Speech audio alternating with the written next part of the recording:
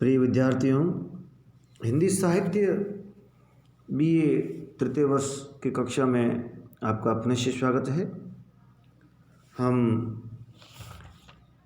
छायावादी कवि सुमित्र नंदन पंत की कविता वाणी का गतांक से आगे अध्ययन करेंगे। अवतरण 3 का अध्ययन करेंगे। इस कविता में कवि अपना जो प्रगतिवादी दृष्टिकोण है और जो समय की जो मांग है, समय में जो परिवर्तन की जो विचारधारा है या युग के अनुरूप जो विचारधारा है वह यहाँ अभिव्यक्त हुई है। कवि अपनी वाणी को संबोधित कर रहा है कि उसकी वाणी नवीन विचारों का, नवीन भावों का जनमानस में प्रसार कर सके। कवि अपनी वाणी को संबोधित करते हुए कहता है, युग कर्म शब्द, युग रूप शब्द, युग सत्य शब्द, शब्दित कर भावी के सहस्त्र शतमुख अब्द, ज्योतित कर जनमन के जीवन का अंधकार, तुम खोल सको मानव मन के निशब्द द्वार, वाणी मेरी चाहिए तुम्हें क्या अलंकार। कवि अपनी वाणी को संबोधित करते हुए कहता है, युग कर्म शब्द अर्थात जो नवीन युग है उसकी अवतरणा में या नवीन युग के निर्माण में जो शब्द है उसका कितना महत्व है। इसलिए शब्द की जो शक्ति है, नवीन युग के निर्माणकारी जो शक्ति है, वह युग कर्म शब्द के माध्यम से व्यक्त हुई है। युग का जो कर्म है वह शब्द रूप है, वाणी के रूप में है। अर्थात जो शब्द है वह युग के कर्म को स्थापित करने में सामर्थ्य रखता है, सक्षम है। युग कर्म शब्द, युग रूप शब्द, और जो शब्द है, जो वाणी है, वो युग को रूप देने वाली है। युग को एक नवीन रूप देने की सामर्थ्य या क्षमता रखती है। वह कविता यहाँ उसकी वाणी है। इसलिए कवि अपनी वाणी को युग रूप कहता है। युग रूप शब्द, कवि की जो वाणी है या उसकी जो कविता है वस्तुतः शब्दों के माध्यम से ही अभिव्यक्त होती है। इसलिए जो शब्द है वह वाणी का पर्याय या उसकी जो कविता है या कवि का जो साहित्य है उसके पर्याय के रूप में हम ग्रहण कर सकते हैं। युग कर्म शब्द, युग रूप शब्द, युग सत्य शब्द, और जो युग का जो सत्य है उस सत्य को शब्द है वह अभिव्यक्त करने में सक्षम है। उसकी अवतरणा में शब्द का कितना महत्व है वह इन पंक्तियों के माध्यम से बताया गया है। युग का जो रूप है, युग का जो सत्य है, और यहाँ तक कि जो नवीन युग के निर्माण के लिए जो किए जाने वाला कर्म है वह शब्द है, या शब्द के माध्यम से ही युग का जो सत्य है, युग का जो रूप है, नवीन युग निर्माण की जो चाह है, युग का जो कर्म है वह शब्द के माध्यम से ही संभव है। शब्दित कर भावी का यानी भविष्य का, आगे का, शब्दित कर भावी के सहस्र यानी हजारों, सत यानी 100, मूक अब्द, अब्द का अर्थ होता है, अब्द जो वर्ष होता है उसको अब्द कहा जाता है।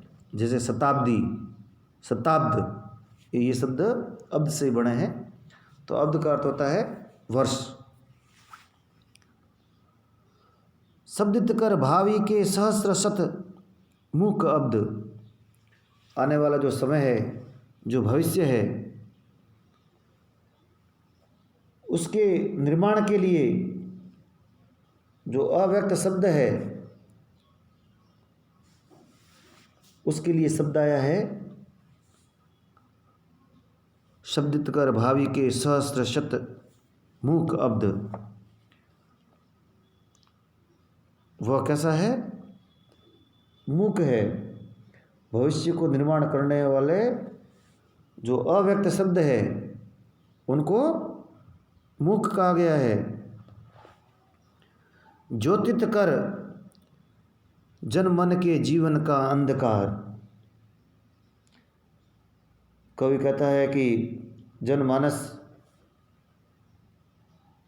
के जो अज्ञान है, जो उसकी अश्रद्धा है,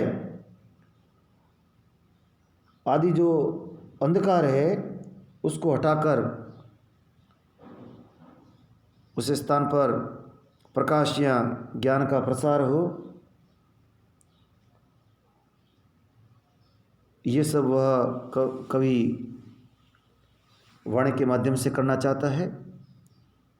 इन्हीं कवि अपनी वाणी के माध्यम से, अपने कविता के माध्यम से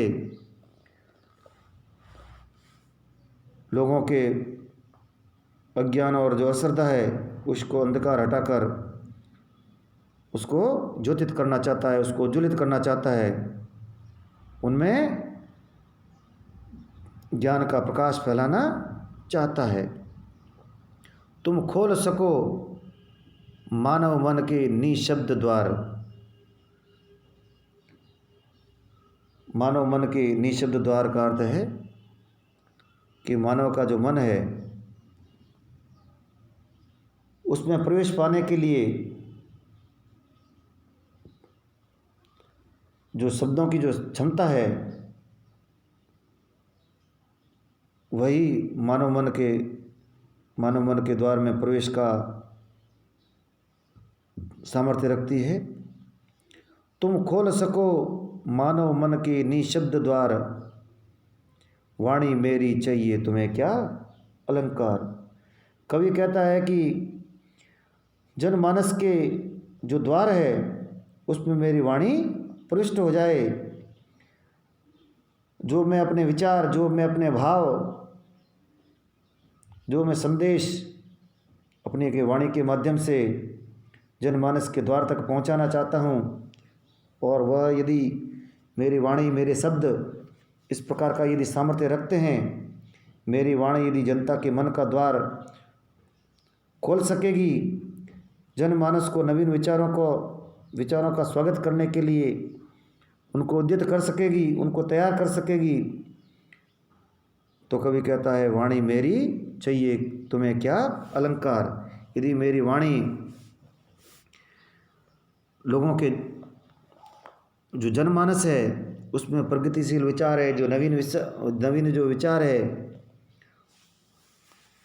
उसका स्वागत करने के लिए उनको तैयार कर सकेगी, और युग जो नवीन युग है, नवीन युग की जो आशाओं के अनुरूप जो प्रगति का जो संदेश है, उसकी जो प्रेरणा है, उसमें यदि मेरी वाणी सक्षम हो जाए तो फिर मुझे अलंकार की आवश्यकता क्या है। तो कवि नवीन युग की जो ज्ञान चेतना है उसका प्रसार जनमानस में करना चाहता है, और इसके लिए इस क्षेत्र में या इसके लिए शब्द अपना विशेष महत्व रखते हैं, और शब्दों के माध्यम से ही युग का जो सत्य है, युग का जो कर्म है, और जो भविष्य की जो निर्माण की जो शक्ति है, वही शब्दों में निहित है। और मेरे शब्द या जो मेरी वाणी है, यदि जनमानस के द्वार खोलकर उसको यदि उज्ज्वलित कर जाती है, उसमें यदि ज्ञान का प्रसार कर पाती है, और नवीन ज्ञान के प्रति लोगों में यदि प्रेरणा पैदा कर पाती है, यदि नवीनता का संसार यदि वह कर पाती है उसकी वाणी, तो कवि क्या फिर कहता है कि उसकी वाणी को किसी प्रकार के अलंकार की आवश्यकता नहीं है। धन्यवाद।